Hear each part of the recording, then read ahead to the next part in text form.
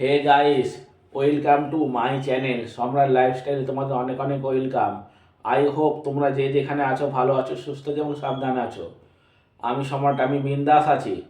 আর নতুন বছরে তোমাদের জানাই অনেক অনেক অভিনন্দন, শুভেচ্ছা এবং আন্তরিক ভালোবাসা। এবার 2026 সালটা স্টার্ট হলো আজকে 1 তারিখ। আর আমরা পুরোনো দিনের কথা কোনোদিনই ভুলতে পারি না। পুরো দিনকে সামনে রেখে পিছন সামনের দিকে আমরা এগোবো। আমার একটা খুব আশ্চর্য লাগে যে 2026 সাল মানে বছর এখনো মানুষ টিকে আছে। জিরো থেকে সেই শুরু হয়েছিল, 1 2 3 4 5 6, এগুলো ভাবলেই যেন অবাক হয়ে যায়। শেষে এসছে 2026। আগেকার মানুষেরা কি ভালোই না ছিল। 4টে যুগ আমরা জানি: সত্য, ক্রেতা, দাবির আর কলি। সত্য যুগ, ক্রেতা যুগ মানুষ ভালো ছিল। সব থেকে সত্য যুগে মানুষ সত্য কথা বলতো, সৎ মানুষ ছিল, সততা নিয়ে মানুষ কাজ করত। তার ক্রেতাতে একটু মোটামুটি ভালো, দাবির একটু ভালো। কিন্তু কলিযুগ একদম ঘোর কলি শুরু হয়েছে। কিন্তু পৃথিবী কিন্তু ধ্বংস হয়ে যাবে, হয়ে যাবে। তার মধ্যে দিয়ে আমাদের ভালো কাজ করে যেতে হবে। এখনকার মানুষের মধ্যে একদমই সততা বলতে কিচ্ছু নেই। মানুষ ভুলে গেছে। মানুষ নিজের আখির গোছানোর জন্য গরিবদের সব সময় হেনস্থা করে। বড়লোকরা কি করে তারা বড়লোক হবে, আরো বড়লোক, তারা সব সময় চেষ্টা করে। বড়লোকরা অল্পতে সন্তুষ্ট হয় না, কিন্তু তার অপর দিকে হচ্ছে বিপরীত মেরুতে আছে গরিবরা।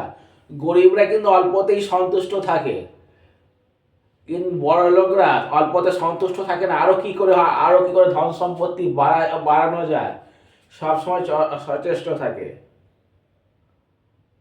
এটা আগেও হয়ে এসছে। বড় লোকরা, ধনীরা সবসময় গরিবদের হেনস্থা করত, লাঞ্ছনা গঞ্জনা করত। তারা মানুষকে মানুষ মনে করতো না। এইটা কিন্তু আদি যুগ থেকে হয়ে আসছে, সেই পরম্পরা এখনো কিন্তু চলছে। আর কোনো যদি বড় লোকরা অন্যায়, ধনীর লোকরা যদি অন্যায় অপরাধ করে, কিন্তু তারা ছাড় পেয়ে যায়। আর গরিবরা যদি একটু অন্যায় করে, কিন্তু তারা ছাড় পায় না, তাকে বহুরূপ অনেক অবস্থায় হেনস্থা হতে হয়। কি আর করা, এটা নিয়ে আমাদের চলতে হবে। আর আমরা মনে রাখতে হবে, আমরা মানুষ। মানুষ হিসাবে আমরা ভালো কাজ করে যেতে হবে। মান আর হুঁশ আছে বলে আমাদের নাম হচ্ছে মানুষ। কিন্তু এখন এখন বর্তমানে মানুষের মধ্যে মনুষ্যত্ব নেই, সব হারিয়ে ফেলেছে। কিছু মানুষ আছে অপরের বিপদ দেখলে সে হাসে। আবার অনেকে আছে যে গরিবদের জন্য বিপদে পড়ে, তারা সবসময় ঝাঁপিয়ে পড়ে। সোশ্যাল মিডিয়াতে কিছু কিছু মানুষ আছে, যেমন কিশোর ভান্ডার তরুণ, কিশোর ভান্ডার বাপ্পাদা, এরা কিন্তু সমাজের চোখে দৃষ্টান্তমূলক স্থাপন করেছে। যারা অসহায় মানুষ তাদের গিয়ে কিন্তু অর্থ সাহায্য এবং নানাভাবে সাহায্য করছে। তার একজনের নাম বলতে হয় অতীন্দ্র চক্রবর্তী। ওই দাদা কিন্তু ভালো সামাজিকমূলক কাজ করছে। যে অতীন্দ্র চক্রবর্তী রানু মণ্ডলকে তুলেছিল, সেই অতীন্দ্র চক্রবর্তী কথাই বলছি। অতীন্দ্র চক্রবর্তী কিন্তু অনেক ভালো দৃষ্টান্তমূলক কাজ করছে। এবং যারা যেসব ছোট ছেলেমেয়েরা পড়াশোনা করছে, এরা তার বই খাতা দিয়ে সাহায্য করছে, আর্থিকভাবে সাহায্য করছে। যারা অসহায় মানুষ তাদের পাশে গিয়ে দাঁড়াচ্ছে। এবং যা একজন রাহুল বলে একজন হকারি করত, সেই রাহুলের জীবন অতীন্দ্র চক্রবর্তী কিন্তু পুরো পাল্টে দিয়েছে। তা বলতে হবে, পৃথিবীতে কিছু ভালো মানুষ আছে বলেই পৃথিবীটা চলছে, আর খারাপ মানুষ তো থাকবেই। সব কিছু নিয়েই এই পৃথিবী, যেমন আলো থাকলে অন্ধকার থাকবে, অন্ধকার থাকলে আলো থাকবে, এই ইয়ে। আমি ভুল বলছি কি ঠিক বলছি তোমরা অবশ্যই আমাকে জানাবে, কিন্তু ভিডিওটা করতে লেট হয়ে যাচ্ছে, মানে এক সপ্তাহ 4-5 দিনের পর আমি দিচ্ছি।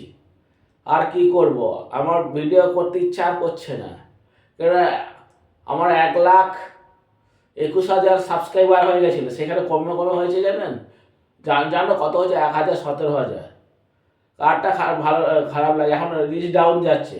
আগে শর্ট ভিডিওতে যেভাবে ভিউস হতো সেইভাবে কিন্তু ভিউস হচ্ছে না। যাক ওই সব কথা, কিন্তু আমরা পৃথিবীতে মানুষ হবো, যেইটুকুনি আমরা বাঁচবো সেইটুকুনি কিন্তু ভালো মন্দ কাজ করে যাব। নতুন বছরটা আমি তো আমার স্বপ্ন পূরণ করব, তোমরা যারা স্বপ্ন পূরণ করতে পারোনি কিন্তু এই বছরটা স্বপ্ন নিশ্চয়ই পূরণ করবে, এই আশা রাখি। আমি একটা কোম্পানিতে ঢুকেছি, মাই রিচার্জ প্রাইভেট লিমিটেডে। আমি স্বপ্ন পূরণ করছি,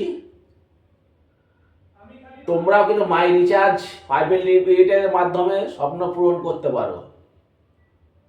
যদি মাই রিচার্জ প্রাইভেট লিমিটেডে কেউ কাজ করতে চাও তাহলে আমাদের সাথে কিন্তু আমার সাথে যোগাযোগ করো, খুব ভালো কাজ।